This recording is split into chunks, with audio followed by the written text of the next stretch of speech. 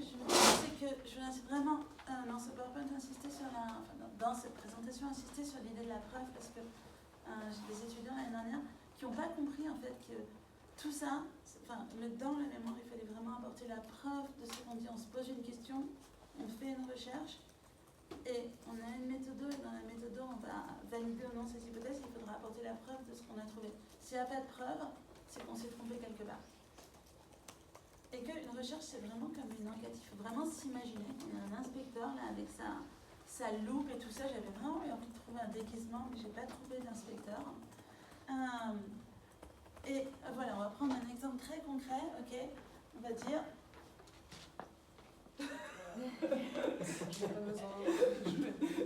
Ok, une trousse a été volée.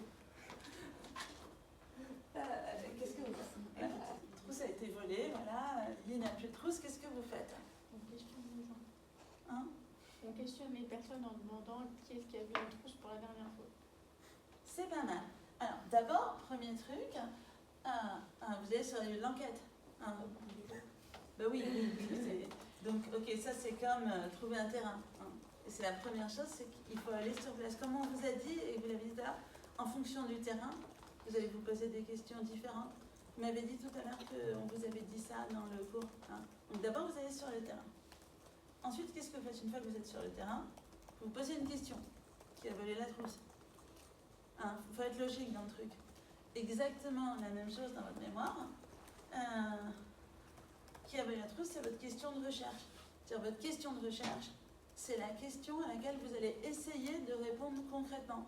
Il y a des gens qui font des questions de recherche hyper complexes, qu'on ne comprend pas et tout ça. Une question de recherche, c'est vraiment une question d'inspecteur. Qui a volé la trousse? Ou bien, je ne sais pas, enfin oui, c'est pas une dissertation de philosophie la question que vous vous posez dans votre mémoire. C'est vraiment une question sur laquelle à laquelle vous avez envie de trouver la réponse. C'est ça votre question de recherche. Ensuite, vous demandez aux gens, non, avant de demander aux gens, vous faites des hypothèses.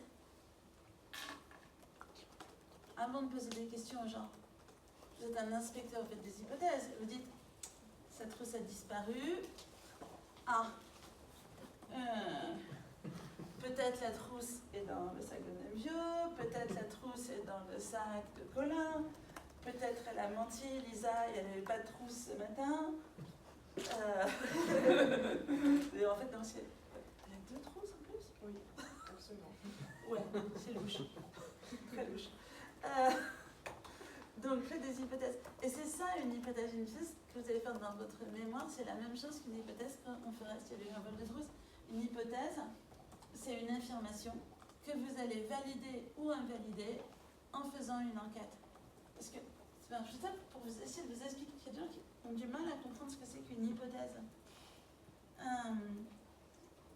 Alors voilà, des exemples d'hypothèses que vous pouvez faire dans votre mémoire. Alors voilà, mémoire sur l'autonomie des élèves. Donc ces hypothèses-là, ça va être qu'elle va voir des élèves qui savent prendre et ranger les ateliers à leur bonne place sans être extérieur. Elle va voir des élèves qui progressivement savent se repérer dans le cas de réussite, des élèves actifs dans le travail. On peut faire aussi des hypothèses moins positives. Voilà, des élèves qui veulent prendre l'atelier d'un camarade et qui ne respectent pas les règles. Elle veut observer des ateliers, elle fait l'hypothèse qu'elle va voir ça, ça, ça et ça, vous voyez. C'est bon pour vous les hypothèses? Est-ce que c'est donc, imaginons que vous faites cette hypothèse-là. Est-ce que... Non, je n'ai qu'un mic. Mais, est-ce que on peut vérifier cette hypothèse par une preuve? Est-ce que c'est une hypothèse possible?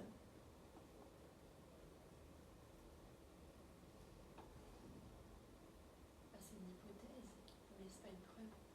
C'est une hypothèse, ouais, ça on est d'accord, c'est une hypothèse. Mais est-ce que c'est une hypothèse qu'on pourrait vérifier par une preuve? Pas forcément prouvé. Parce que vos hypothèses, elles doivent pouvoir être vérifiées. Sinon, ce n'est pas des hypothèses qui sont bien. Ça, on pourrait le vérifier? Et comment on pourrait le vérifier? Par un entretien en vous demandant d'avoir des Ouais, mais alors dans ce cas-là, l'hypothèse, c'est pas ça. C'est je pense que c'est Madame Bio qui l'a volé. Mais le fait que j'ai pu être tentée par une trousse, parce que j'avais juste un bic, donc ça me manquait, quoi, j'avais un peu besoin de matériel. Est-ce que ça peut être... Est-ce qu'on peut trouver la preuve que... Ah non, c'est pas possible du coup. Non, on ne peut pas savoir la preuve de mon envie, vous voyez.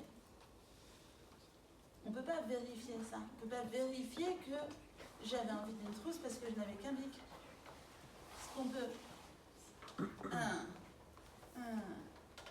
on ne peut pas trouver de preuve que, sauf à rentrer dans mon cerveau, on ne peut pas trouver de preuve de mes envies, par exemple.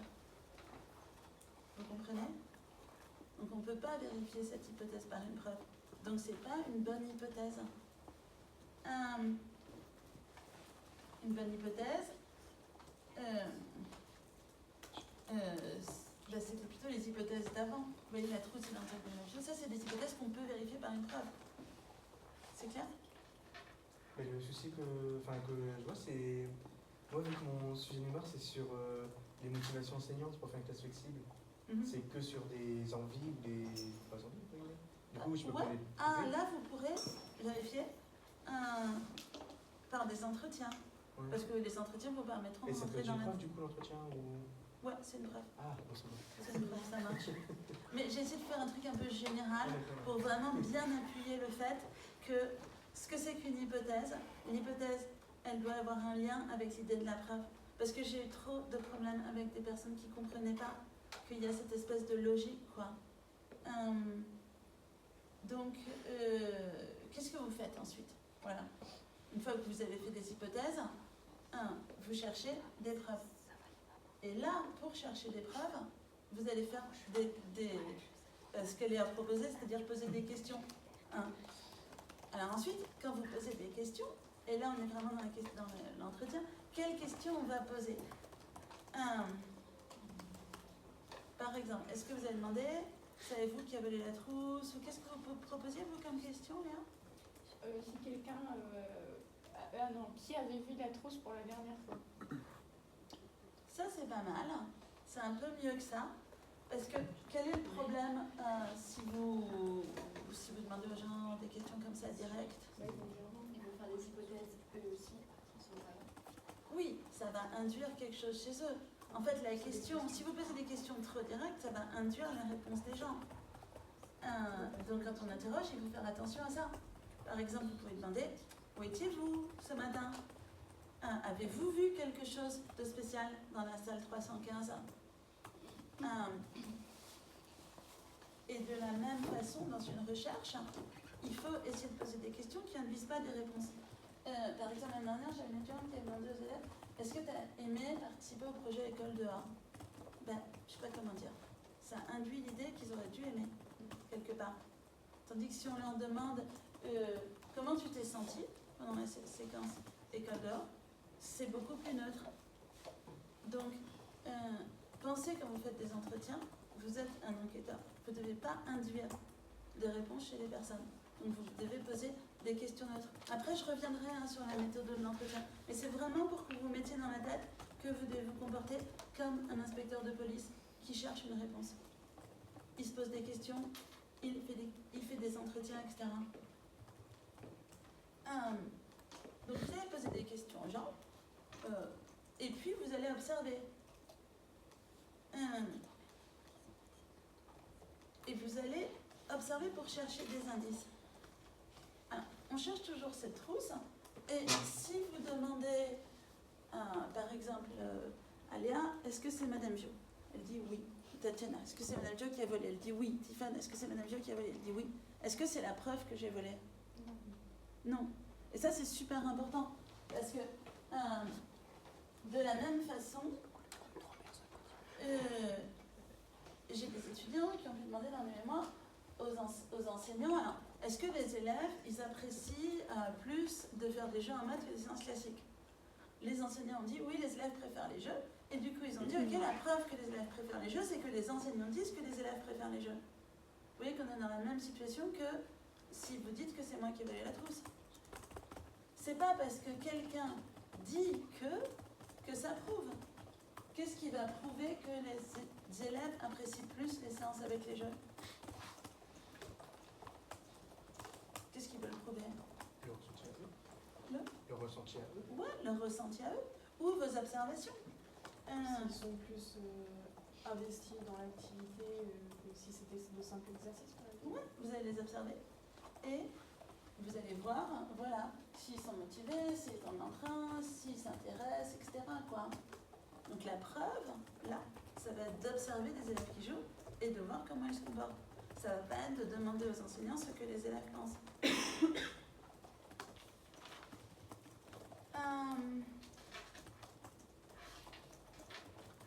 Et pour prendre l'exemple de Colin qui travaille sur les motivations, voilà, des fois, si on travaille sur les motivations des enseignants, par exemple, pourquoi les enseignants choisissent de mettre en place des plans de travail, ou dans ce cas-là, la preuve, c'est la parole de l'enseignant.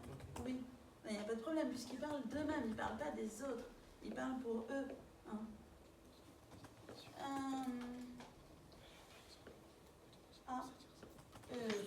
Il me manque une diapo, mais de toute façon, je suis au bout du truc. Donc, j'avais... Donc, je rends la trousse. Je voulais aller un tout petit peu plus loin, mais j'ai pas fini mon diaporama. Mais, merci à vous pour la trousse. Est-ce que ça va, vous avez compris cette idée de comment on se comporte en fait dans l'enquête que vous allez faire? Non, mais du coup, on peut vérifier.